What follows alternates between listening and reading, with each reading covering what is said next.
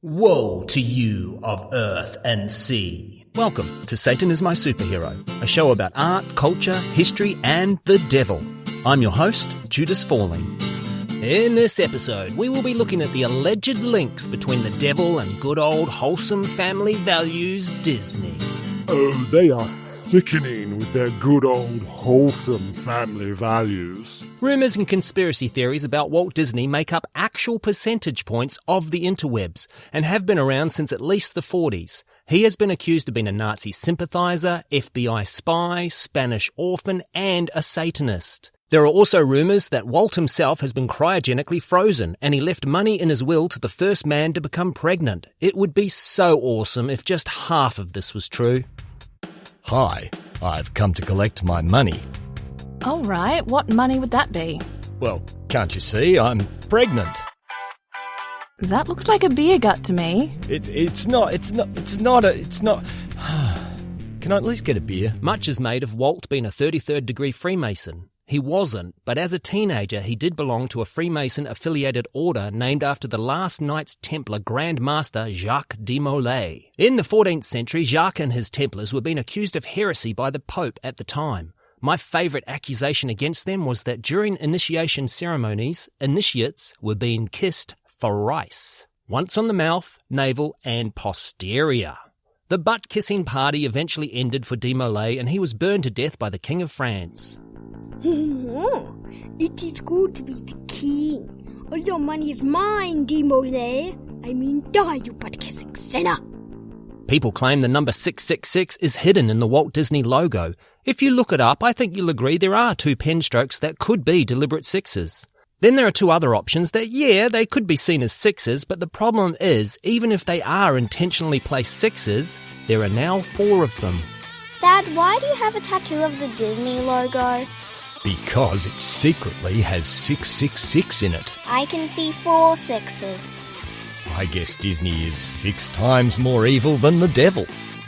Are you saying 6 times 666 is 6,666? Yeah. Can you please not make decisions for me anymore?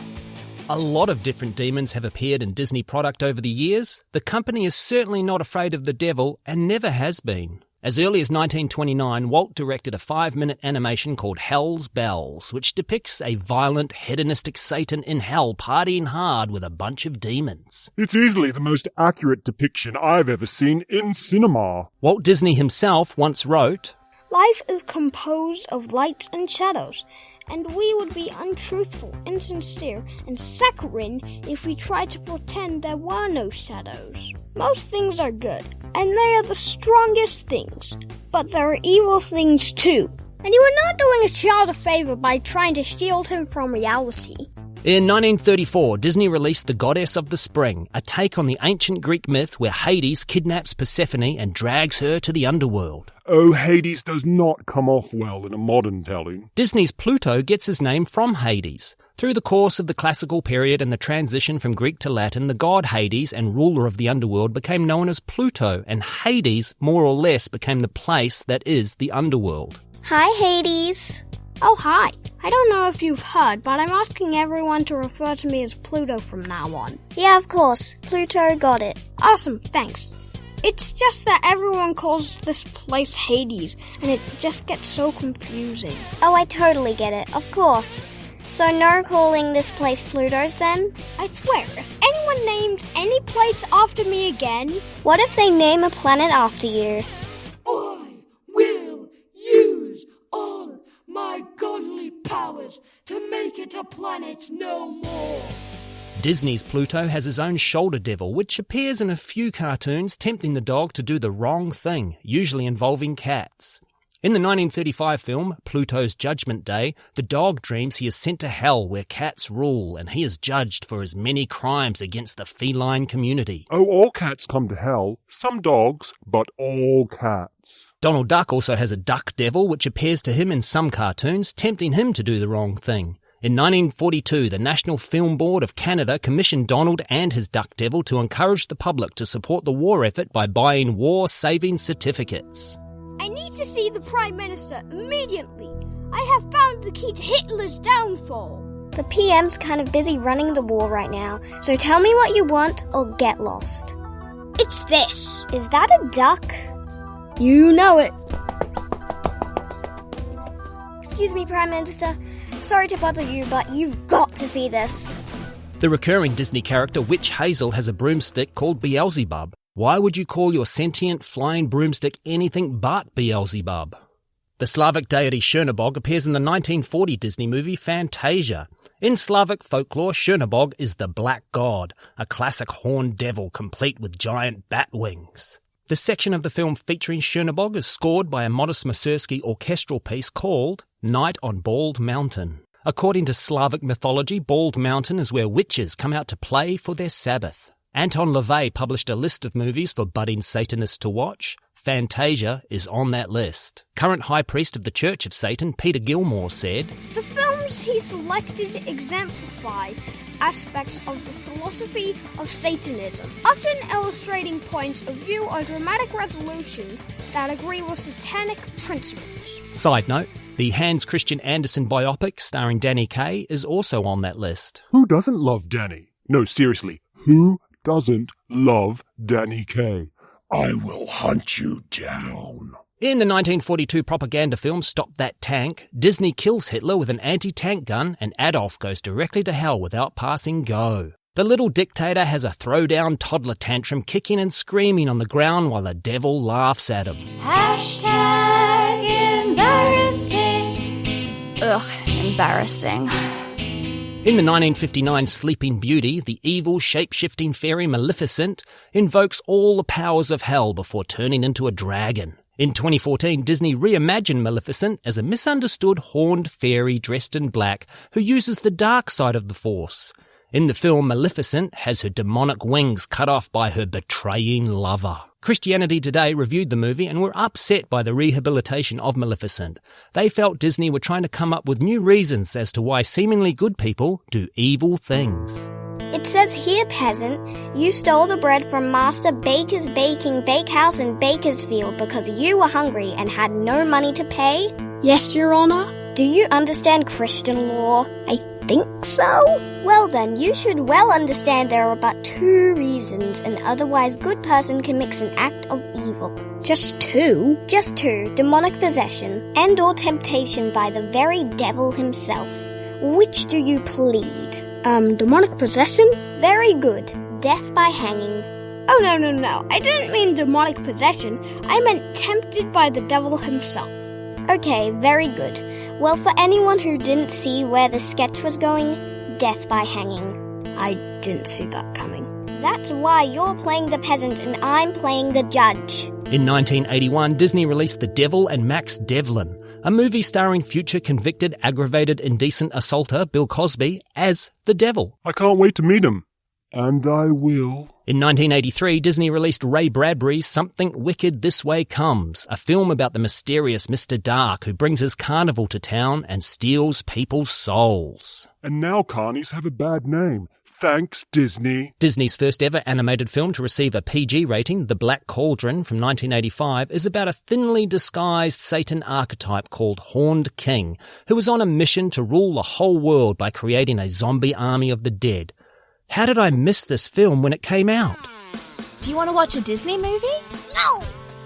Oh yeah, that's out. 1993's The Nightmare Before Christmas featured the Imp, a mischievous red character with horns, serpent tail, and dressed in a black cape. That same year, they also began a Halloween tradition with Hocus Pocus. Dad, can we watch Hocus Pocus? Is that the one about the witches with cleavage? Yeah. Put that one on. In the Aladdin series, there is Amal, a childhood friend of Aladdin's who is seduced by the Shadow Walkers to become an immortal evil demon with superpowers. I just feel like Amal is that friend. Amal, man, haven't seen you for ages. Oh, hi, Aladdin. What's going on? I met a genie. Oh, yeah, I met the evil elemental Mirage, Dark Queen of Marbia. What did your genie give you? 3 wishes. Oh, that's cute. Mirage gave me super strength, immunity to magic, and I can climb walls. I've got this magic carpet. I can teleport. I'm married to a princess. I'm immortal. Pastor Joseph Chambers of the Paw Creek Ministries in North Carolina described the Lion King as idolatry and witchcraft being pawned off on the children.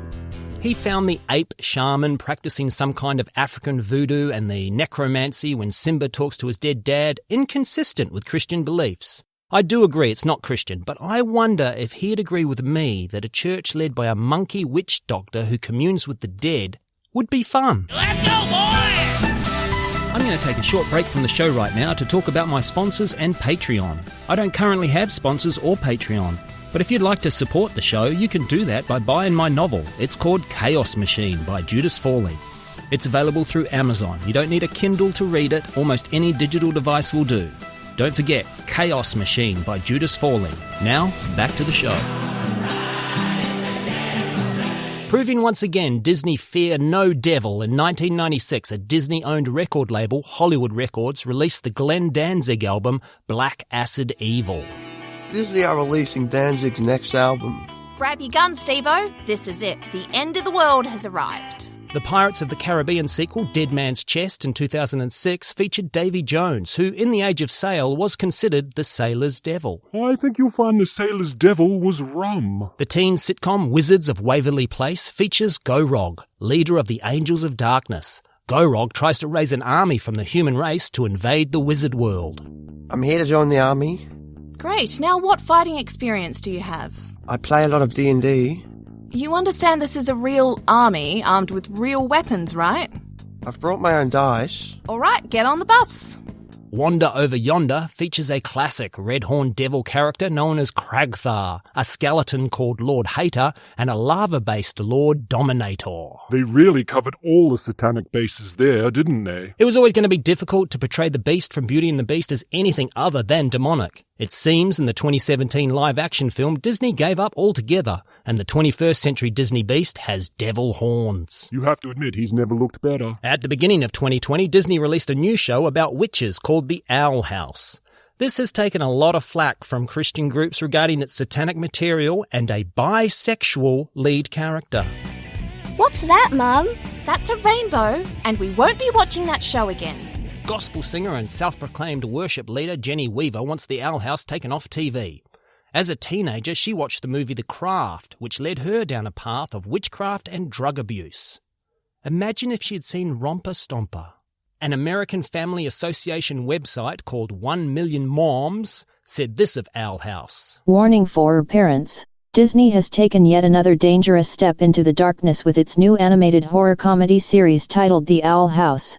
In The Owl House, Disney introduces kids to a world of demons, witches, and sorcery while inundating their young minds with secular worldviews that reflect the current culture. The current culture referred to there as our old friend, Fear of the Rainbow. In 2020, Disney released the film Onward, all about raising the dead with magic. And yet, the most controversial element of this film about the dark arts is that it features a lesbian relationship. That saw the film banned in multiple territories around the world. Sadly, in modern religion, Satan is spelled LGBT. In 1991, Disney World hosted a gay pride parade. How disgusting. I hate parades. Don't get me wrong, I hate straight parades too. I mean, I would if I'd ever been to one. In 1997, the Southern Baptist Convention voted to boycott Disney due to the company's support for the LGBT community. President of the SBC's Morals and Ethics Panel, a man who ironically sounds like he was named after a gay theme park, Dick Land, said, You can't walk the family side of the street and the gay side of the street in the Magic Kingdom at the same time. I bet you can in Dickland. Dick cars, Dick is fun. Colorado pastor Kevin Swanson claims through Disney, Satan is trying to turn children gay. He described Disney as probably one of the most pro-homosexual organizations in the country. And then went on to say, If I was the devil, I would buy Disney in 1984. That's what I would have done. In 1984, Sid Bass bought an 18% share in the company and installed Michael Eisner as CEO, who proudly boasted he thought 40% of Disney staff were gay. Oh, if only I had invested in 84. If only I was all tied up in spandex at the time. Well, who knew when we started this innocent little episode about good old wholesome family values Disney and its demons, we'd end up here. I had planned to conclude with a spiel about as suspected, Disney, not satanic, blah blah blah. But we ended up on the gay side of the street instead. That's where Disney really dances with the devil. In the eyes of those who think the devil is real, at least. Hey! We've been to Dickland, we've been to the gay side of the street. Now I think appropriately it's time to end our journey in Texas for a quote from Pastor Andrew Schroer of the Redeemer Lutheran Church. Disney morality encourages your children to follow their hearts no matter what, even if it leads them away from what God says in His Word about things like sexuality and gender identity. You should follow your hearts. Helps if you're born into privilege, of course, but do your best. But definitely don't let something written down by primitive humans thousands of years ago dictate your sexuality or gender identity. And that's why Satan is my superhero. If you've enjoyed this episode, please rate, review, subscribe, you know the drill. But more importantly, please recommend this show to just one person. I mean literally one person. Choose that person well.